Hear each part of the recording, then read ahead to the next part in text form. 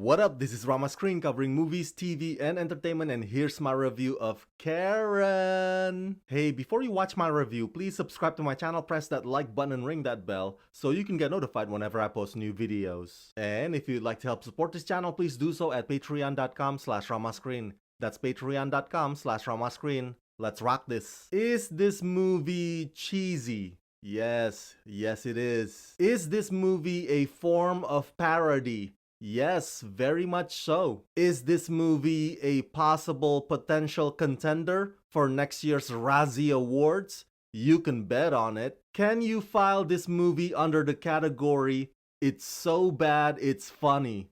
Abso-freaking-lutely. I lost count how many times I laughed and laughed and laughed while watching this. What's most hilarious is that this movie is so oblivious to the fact that it takes itself way too seriously. But you know what?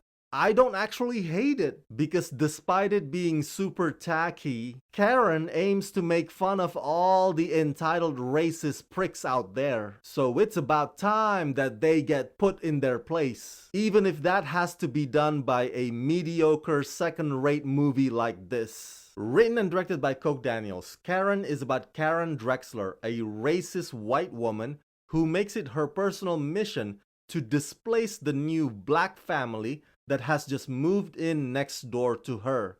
Community activist Malik and his wife Imani are the couple who have just moved to the Atlanta suburb, but they won't be backing down without a fight. There is actually a simpleton way to describe this film. It's basically the reverse of Lakeview Terrace. Remember that piece of gem? But here's the thing. Taryn Manning's character is essentially the amalgamation of many of the Karen cases you've heard on the news, or many of the Karen videos that have gone viral. So what writer-director Coke Daniels did is collect and mash them into this one person. And he tweaked some of the details in order to fit the narrative of this generic stalker neighbor thriller. So instead of a full-on character arc, it's mostly just a string of examples of the shenanigans that Karens out there would do. Only this time they are projected through Taryn Manning. My god, it's really hard watching this film with a straight face. Even its attempts on scares are absurd and preposterous, and it has the clumsiest, most ridiculous anticlimactic ending. Credit where credit is due though. For Taryn Manning to say yes to this gig, I mean, that's a ballsy move. And believe it or not, she actually gives a convincing performance. She doesn't care if audiences will forever associate her with this role, but she runs with it